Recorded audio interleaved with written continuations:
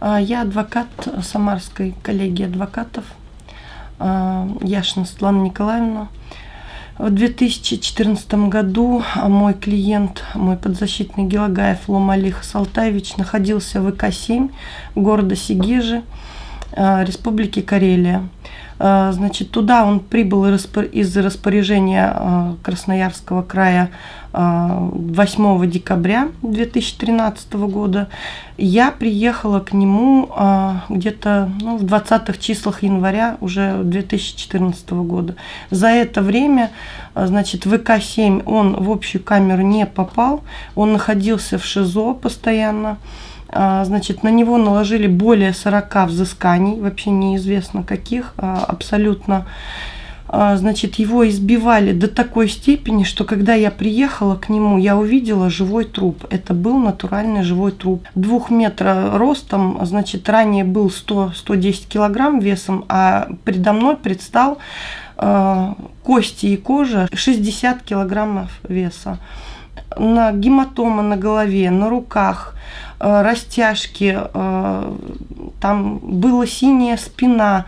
Я его фотографировала, и я удивлялась, как вообще он живет. И на тот момент он уже объявил голодовку.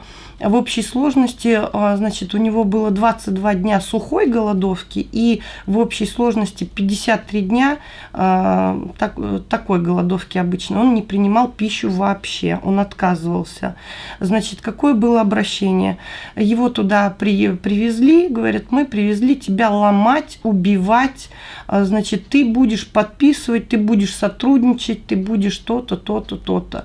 Значит, подходили, открывали там в ШИЗО дверь, вот эта кормушка, окно, ставили туда холодный, например, там суп в непонятной тарелке, потом пинали по этой двери, значит, чтобы тарелка падала, и говорили, хочешь есть? Ну, давай, слизывай там, как-то кушай. Это было страшное зрелище. По всем этим фактам я обращалась в Следственный комитет, в управление в СИН к Тереху. Это страшный человек, поверьте мне. Это глаза волка и человек, который просто ненавидит людей. Он просто их ненавидит. Значит, мне неоднократно там угрожали. Я еле выжила тоже там. Мне даже испортили удостоверение, значит, чтобы я не смогла к нему ходить. Вот я могу показать, тут потерли подпись, значит,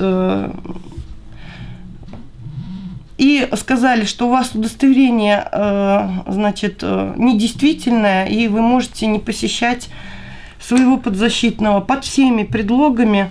А чтобы вы понимали, колония ИК-7, город Сегежа, это, значит, небольшой поселок, в лесу тюрьма, значит, рядом ЦБК, и утром над колонией огромное свинцовое такое облако, которое, значит, не дает ни дышать, абсолютно легкие забиваются.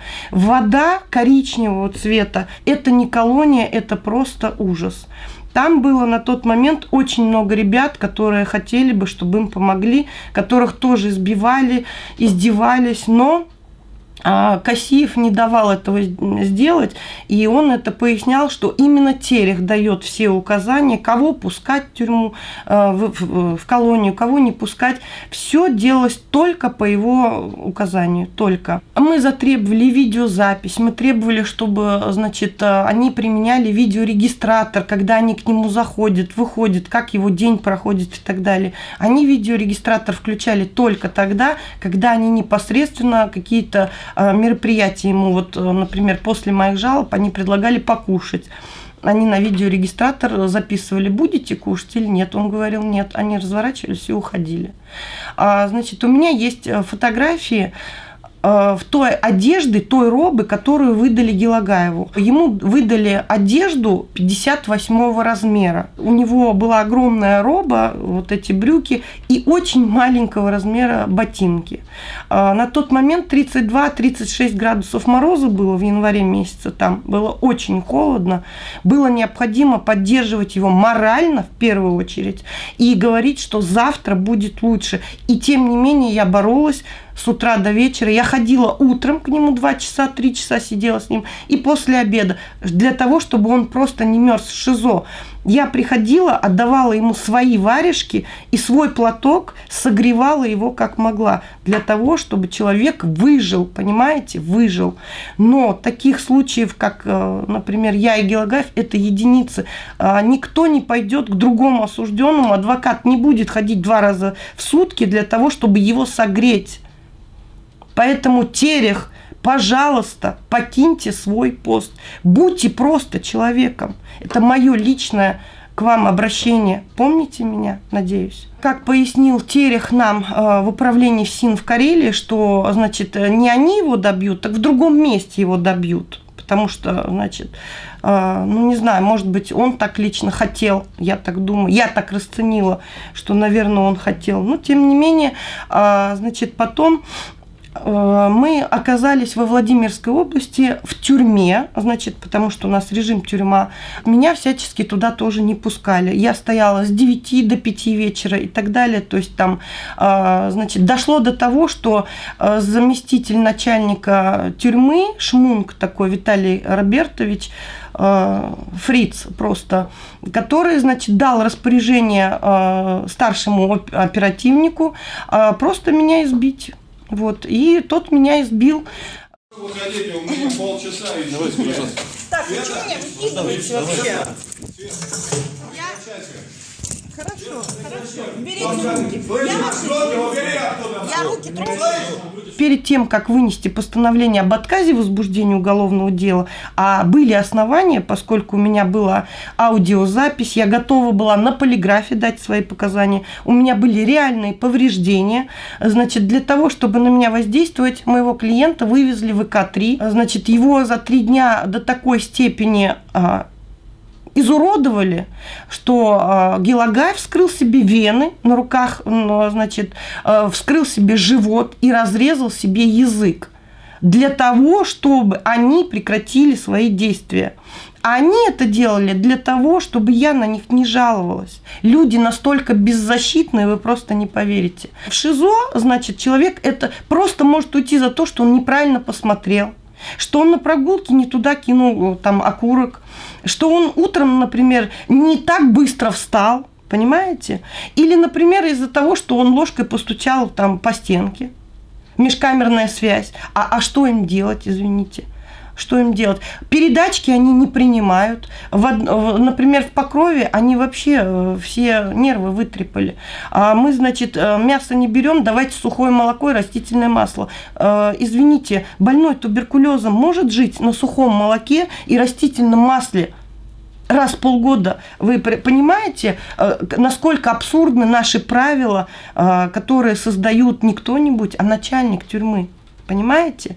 Начальник управления ФСИН, которые считают себя богом на своей территории, понимаете? Он говорит, я здесь командир, я здесь хозяин, а вы здесь все будете делать так, как я скажу. Иначе у вас будут вот такие проблемы. Вот и все. Люди не жалуются, а те, кто жалуются, они просто, значит, им создают такие условия, при которых они забывают про свои жалобы. Я вам говорю это так, потому что я отозвала свои жалобы для того, чтобы его не убили, понимаете? Для того, чтобы моего клиента Гелагаева не убили, чтобы он жил. Это просто беспредел. Я обращаюсь ко всем, кто может помочь. Все общественные организации, люди, вставайте и говорите. И я вам так скажу, людей, у кого сидят родственники, больше, чем тех, у кого родственников в тюрьмах нет. Понимаете? Нас вот больше, потому что сейчас у нас такой режим в стране, что каждого практически скоро за слова будут сажать. Я не знаю, может быть, меня тоже скоро посадят, найдут за что, как говорится, у нас такая страна. Так что, пожалуйста, если вы не хотите завтра оказаться сами в тюрьме, вставайте сейчас и, значит, эту проблему решайте. А по Карелии это однозначно. Там не только Сегежа, там на Двоице, что там творится. Вы заедьте туда, там люди перебитые все ходят. Девятка в Петрозаводске, что там происходит. Там мотива бедного правозащитника в Петрозаводске, значит, подставили за взятку якобы там и осудили. Вы понимаете? Сейчас очень сложно работать. Сейчас сложно вам, люди, помогать. Очень сложно, невозможно, потому что мы сегодня поможем, а завтра нас же подставят.